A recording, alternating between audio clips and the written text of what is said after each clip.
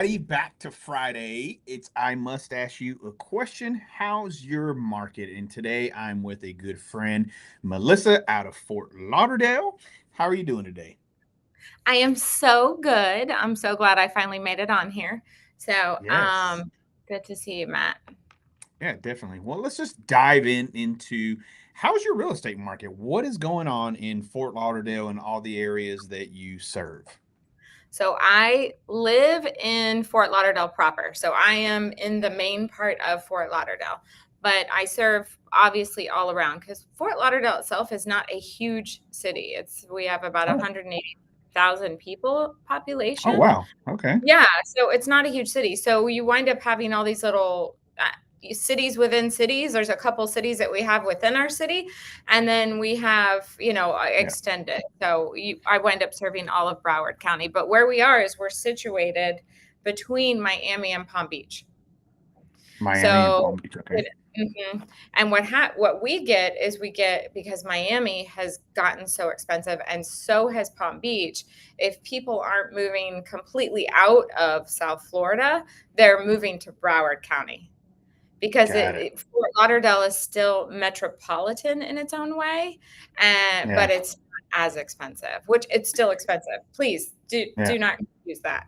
Yeah. Yeah. Where is Melbourne at in all that? So Melbourne is it's on the East Coast just like we are, but it's several counties north of here. So it's not really Okay. considered North Florida. I would say Melbourne's a little bit more like central Florida, but it's not in the middle of the state. It's on the coast. Got it. The Yeah. only reason I'm asking because not many people know. Before I got into real estate, when I was in the automotive industry, I quit that for a season to become a independent contractor for FEMA. And when all of the hurricanes hit, I was in Melbourne for about 3 or 4 months working and doing inspections of damage and stuff. And so that's why I'm like, where's Oh, Melbourne? Because I'm not too familiar over there. I was yeah. there for a Yeah. few months of working and stuff. But yeah, we were living over there for a few months. Yeah. So how is your market? Are you viewing it from last year? Obviously, right? We're flowing into this year. Have things gone up as far as traffic to your listings and the whole market? Are buyers coming to town? Do you think it's more of a buyer's market, seller's market? We're definitely in more of a buyer's market than we've Okay. ever seen. So, but inventory still moves. The thing with Fort Lauderdale is what we don't have is land. So we don't have places to just build a new home community, right? I Yeah. mean, that's just not going to happen. So if they can find a little pocket of land, they'll build like a few townhomes, right? You might get Yep. 6, 7, 8 townhomes, and those townhomes can start depending on where they are, which neighborhood they're in, they can start at $1 million. They can start at 800. It's not affordable housing by any means. But we do see that people throw more money at new construction. So we have a healthy new construction market going. So, but what they do is they go take a house that was built. The neighborhood I live in was built for the railroad workers. So it Okay. was workforce housing, that was built for the railroad workers that were going through the state. And they take those old houses that were some of them 100 years old, 80 years old, and they take them down, they level them, and they put up new construction. And those new construction Hmm. boxes, I call them, because in Florida, in South Florida, we build with only concrete. So that's why architecturally sometimes it is more difficult because the lot may be smaller. You Yeah. can't just build, all of this architectural detail on Hmm. Yeah. concrete I box. mean, you're using cylinder blocks. Yeah, exactly. So that was an adjustment for me coming from Houston because I was like, these are just boxes. What? I don't understand. Yeah. Now I understand, like cost wise, like why they do that. But so they'll take those. They'll pay anywhere from 800 to $1 million for a 6,000, 6,500 square foot lot. Rip it down, build a box, and they sell it for 3 million. Wow. So with that said, what is the average price range for homes in your area? So whether it's Fort Lauderdale proper, or all the other little suburbs, little Yeah, I mean, we towns definitely have outside? neighborhoods where you can find houses that are like 400 or, in Okay. the 300. So we have those. That's Crescent Park and South Middle River Terrace, pushing a little bit closer to 95 Hmm. is where you see that. And then those can range in the lower price. And then if you go on the other side of 95, there's still a little bit of Fort Lauderdale there. So, and some of those prices can be lower. I would say we probably, if you just average them all together, right, you're gonna wind up around the 680 number. Mm. But I don't think that math means anything. I always thought it was such a weird thing to do because we have houses that sell for $30 million. So, I mean, what are we Yeah, it's averaging? kind of hard to put that into the average. Yeah, I'm like, yeah, averaging here doesn't make sense to me. Yeah. So that doesn't make sense. So we are seeing buyers market. So all of my sellers, I'm more of a listing agent than I am a buyer's agent. Of course, I have buyers, but Yeah. I that's just how my balance is, I guess. Um, all of my sellers have been the offers they have accepted, they have come down on their price. They've probably had to do at least one price reduction before they got, you know, Yeah. before they actually got An a accepted good offer. offer. Yeah. Yeah. Yeah. And they're giving concessions is what we're Yeah. seeing. So we're seeing concessions towards closing and large amounts, and we're seeing concessions off inspection where before the sellers would be like, no, I have 3 people behind you that want this house. So if not Yeah. more in the unicorn years, but I don't even count the unicorn years. That's what I call the COVID Yeah. years because Oh they were, yeah. yeah, that's not realistic. And you're in Texas, I'm in Florida. We know how many people were coming here. Yep. I am curious if people will come here from the fires. People who were considering moving to Florida that are now thinking, okay, well, they might as well just go. Yeah, and it could be, right? Because I Yeah. mean, it's a horrific, event that's happening over there, and prayers to all the families and workers and everybody out there. But man, it's they've lost everything. There's a lot of people that lost it, and that may be the decision for them to say, we're not rebuilding. We're just gonna up and leave, and start fresh and somewhere where that potential is a little bit lower. But why do you think that your sellers are having to reduce the price or give concessions? Do you think it's because values have gone down, or is it because of maybe interest rates and just the times? I just think buyers are pickier. Yep. I really don't think that there's an abundance of single family inventory. And let me be clear, I'm only talking single family right now, even though we do have a lot of condos because condos is a different animal. There's a Yeah. state law that's affecting what's going on with condos right now. So people are afraid. They see things on the news that aren't really clear and make it seem like something's going on. It's very easy to analyze a condo and see if you should buy it or not or what its future Yeah. is, but the news is just scaring people. So for right now, the condo market, there's so much inventory, it's ridiculous. The single family market, even though you see a lot of signs up, it's not true because a lot of them are doing what sellers do, right? They say, well, my house is worth 2 million, but if I can get 2.5, I'll sell. So they throw it on the market, right? Because Yeah.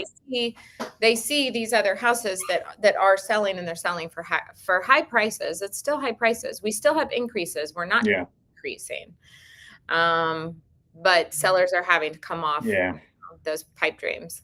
Yeah, it's just wishful thinking, right? It's Mm. unrealistic expectations, and they just want to, throw spaghetti at the wall and see if it sticks, and see if they get that higher price and But, stuff. but back to your question about, I really think buyers are just more, they're quicker to let it go. And I think Yeah. because it's not like any buyers walking in and go, oh my God, this is an amazing deal I'm getting. They're paying, you walk into new construction if you're going out looking outside of a area that's already built up, and they're giving you money towards buying down your Yeah.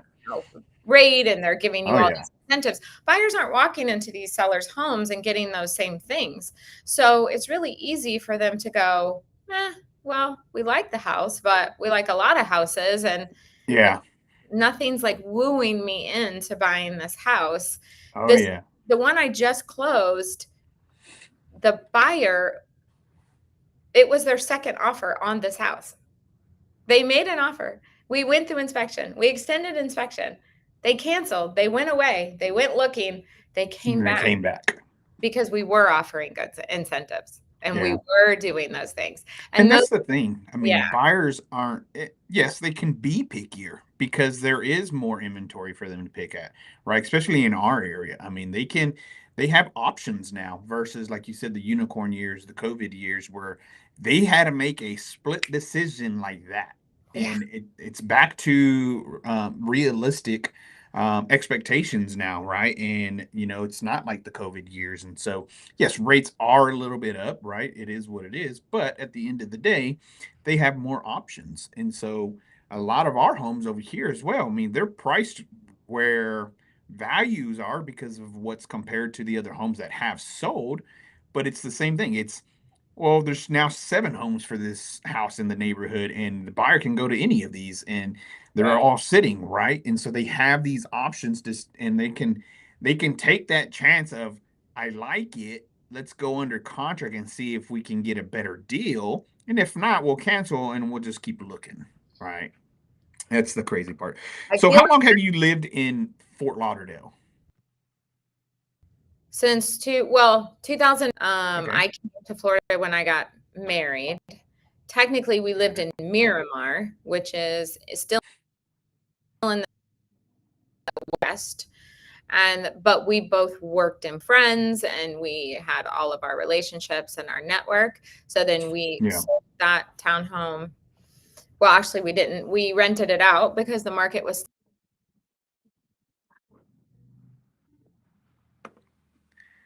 Oh man, looks like we lost. I Oh, think your okay. connection. There Okay. we go. All right. So in 2009, we actually bought a house in Fort Lauderdale, and so Yeah. then living here since then, but working here since 2005. Wow. Okay. So, what is your most favorite part about living in Fort Lauderdale? Yeah, you just have everything. I feel like so where we live close to Las Olas, and anyone who's ever been to Fort Lauderdale knows that Las Olas is our main street, Okay. right? So it's our main street. It's where all of our shops are. It's where the restaurants. I mean, restaurants are everywhere, but certainly it's where somebody would go if they were visiting Fort Lauderdale. And it goes all the way it goes all the way west, all the way to the beach. So it runs to the beach. And if anyone's ever been here, they've probably been to the Elbow Room, which is famous for being on the corner of Las Olas and Ocean Boulevard. So, what is that? What is the elbow room? So Elbow Room is a bar that is super popular. So Fort Lauderdale was known as being a spring break town. It was, I think there was a movie called Where the Boys Are, and that's what this city Hmm. was named after. So we have since lost that moniker and we try to avoid spring. We, of course, get spring breakers because we are at the beach. But we do try, we don't promote it, we don't support it, we don't advertise for spring break here in our city Yeah. because we've grown so much. The thing is, when I first came, I was like, this is like a little, it's like San Francisco. It's going to be bigger than people think it is because it Mm, has it has the bones, right? It yeah. has a couple of buildings downtown that are tall. So you're like, okay, these are normal downtown buildings, right? It has an international airport, although it's smaller, it has room to grow.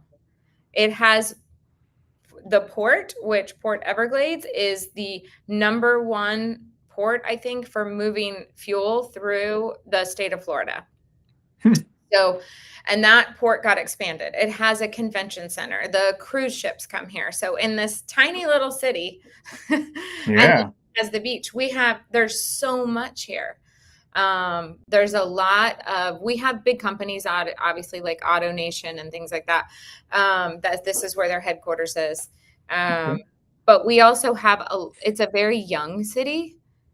And so we have a lot of young businesses, Yeah. um, and a lot of new apartment communities, walkability communities, because that's where the young professionals want to be. That's Got where it. they want to live. So we have a ton of those. So, if Yeah. you could describe your area in 3 words, what would it be? Oh, okay. I don't know. I never even, I mean, it Threw would you for a be, loop.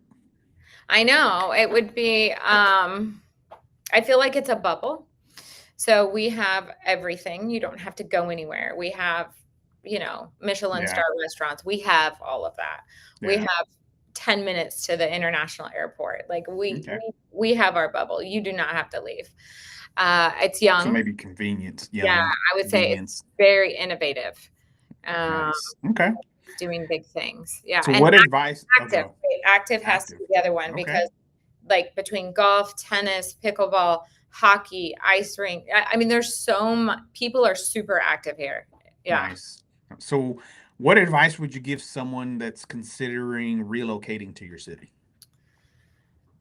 I would say if you're going to come here, it depends on where they're coming from, right? Okay. So if they're and what their lifestyle and what kind of lifestyle do they want to live? Um, this city tends to be broken up into different little pockets. So we have south of the tunnel. So everything is cut up by the tunnel, right? So we have south of the tunnel, and south of the tunnel is where Rio Vista, one of the, I would say, most expensive per square foot for dry lots are. They do have houses on the water. It's closer to the airport, closer to the convention center. Okay. Ports are, it has its own little bubble. So it's figuring out like which pocket you want to live in. Yeah. I'm in the central part, which is north of the tunnel. Las Olas is right next to me. The Panthers practice facility is in my neighborhood. So it's more, I would say South Rio Vista would be more like neighborhood family. Then you go Central's more young, professional, fast-paced movers, Yep. and shakers. And then a little more north is more of, I feel like, established, Okay. quieter golf community. Don't want to be in the hustle and bustle, but still want to be Fort So Lauderdale. maybe retirement Oh, type yeah, I or mean, we do have that, but it's not okay. cheap to retire. So Yeah. I mean, it's cheap to retire in the state of Florida, as far as we don't have a state income tax, and Yeah. that part is easy. We have some senior discounts on our property taxes, but those are really for low income, so they Got it. don't apply. Of course, we have a ton of snowbirds here. Yeah. So, but where we used to have when I first came here in '05, the first 8 years, a lot of restaurants would close during season. Yeah, Yeah. that doesn't happen anymore Okay. because Okay. it's fully populated. Yeah. So if somebody's visiting your area for the first time, like me, I've never been to Fort Yeah. Lauderdale. If I go visit you or that area, what are some must see or must do things? Well, you definitely want to go to Las Olas because you want to walk up and down there and just enjoy that. It's a really pretty street too. Yeah. So that part of Las Olas where you have all of the elbow room is historic. So if you're into like going to have a drink at a bar that's right across the street from the beach and you're overlooking in the beach, it's kind of a, if it's a nostalgia thing for you. We have the Swimming Hall of Fame here. So if that's something, then I would say that's huge. Obviously you have to go to the beach. So Fort Lauderdale Beach, Fort Lauderdale Beach is super clean. They clean the beach every morning. There are machines out there cleaning the beach every Nice. morning, like churning the sand, cleaning Yeah. getting the dirt, getting the trash, cleaning every morning. If you're into some of the history and some of the nature parts, I would say you have to go to the Bonnet House. So the Bonnet Okay. House in Hugh Birch Park were donated by a family that started Fort Lauderdale, and they can't be developed. So they are right on the beach, and one of them is a public park, and you can go to that one, and the other one is a museum and a nature Yeah. center and an orchid center. A lot of people get married at the Bonnet House, so Okay. that's a good place to go to.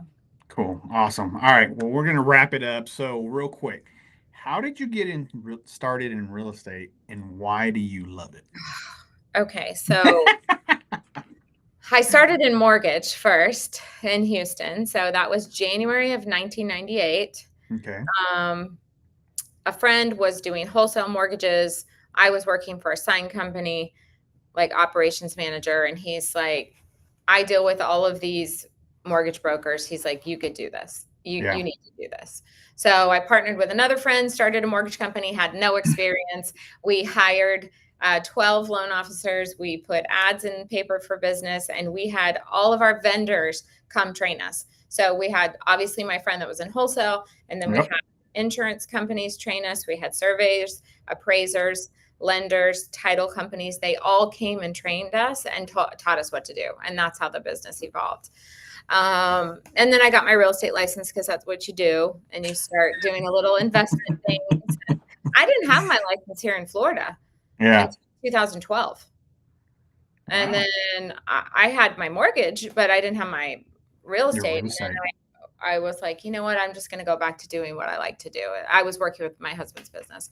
So I think for a long time I was finding my way in real estate, like have a team is my do I love training people and teaching agents, how to be Mm-hmm. better agents, or do I love helping people like have a smooth transaction, have it I tend to have a calm nature Yeah. when it comes to the transaction. So I feel like I can navigate it really well. And I think after a few years of having a team and doing different things that I found my way with, I like being on the ground. I Yeah. like being in the field. I enjoy the transaction. I enjoy the negotiations. I enjoy seeing people achieve whatever it is they're trying to achieve Yeah. and helping calm the chaos. Yeah, because there's always chaos in real estate, right? And I tell Oh, clients all the time, there's always going to be stress. If people tell you, "Oh, I'll help you," and you're not going to have any stress, well, I was like, well, they're just complete liars. I'm sorry to say, yeah. but that's just the truth because you are going to have some stress. But when you work with someone as great as you or our team and things like that, you have a great agent that you work with. They're going to help reduce the stress levels, not Right. get rid of it, but reduce it and Right. calm the water so you're not making rational decisions that you're going to regret in the future and things like that, right? And Exactly. so that's what it is. Awesome. Well, Melissa, thank you so much for joining me today. If people are looking to make a move to your area or within your area, how can they get a hold of you? What's the best way? So my number is the best way, and 954-817-2604. You can find me on crazy social media everywhere. So any channel, pretty much, I'm on it. Most of my channels are either Move to Fort Lauderdale or Melissa, but they call me Mel. Awesome. Thank you so much for joining us. Everybody, we'll see you Thanks, next Matt. Friday when I have another host here on How's Your Market. Have a great one. Bye.